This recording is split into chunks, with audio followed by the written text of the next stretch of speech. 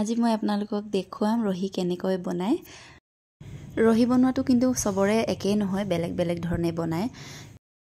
এই ৰহি বনোৱা প্ৰচেছটো ময়ো আজি প্ৰথমবাৰ শিকিম, কিন্তু মই ভিডিঅ'টো 15 দিন পিছত দিছোঁ, কাৰণ ৰহিটো হোৱাৰ পিছতহে দিছোঁ মই।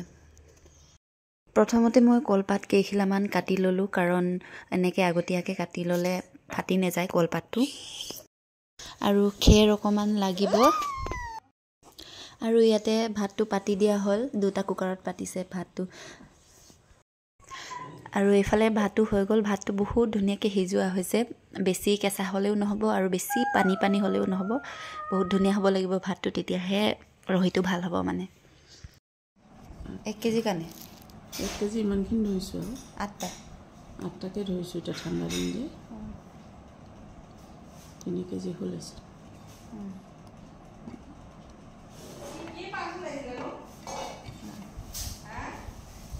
নহয় আহিব আকৌ এইকেইটা ন, গোটেইখিনি ন এই ভাঙি লো আৰু 8 3 গুণ 24টা দিছে, 24 25টা আছে। এই কিমান দুটামান আছে, এইটো থৈ দিম আৰু নেক্সট টাইম বনালে হেৰি কৰি। আৰু এনেকৈ কুকাৰৰ পৰা ভাতটো উলিয়াই দিয়া হৈছে। কলপাত যে মই কাটি থৈছিলোঁ তাতে উলিয়াই দিছে, ডলা এখনৰ ওপৰত। এনেকৈ ঠাণ্ডা হ'ব লাগিব ভাতখিনি। আৰু এতিয়া চব উলিয়াই দিয়া হ'ল ভাতখিনি, আৰু পিঠাটো এনেকৈ মোহাৰি মোহাৰি গুড়ি কৰি লৈছে।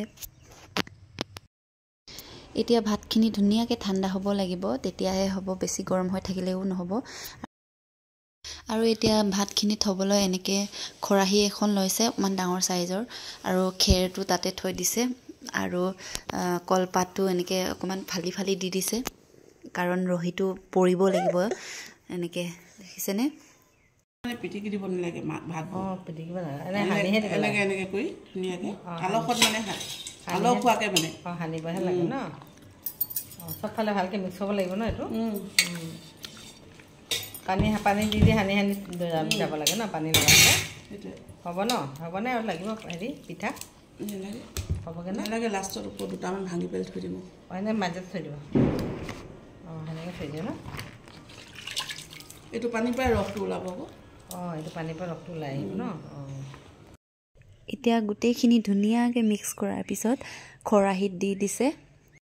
এতিয়া গোটেই ভাতখিনি খৰাহীত দি সামৰি মেলি এনেকৈ ধুনীয়াকৈ ডাঙৰ গামলা এখনৰ ওপৰত থৈ দিয়া হৈছে, কাৰণ ৰহিটো এনেকৈ টুপটুপকৈ পৰি আহিব।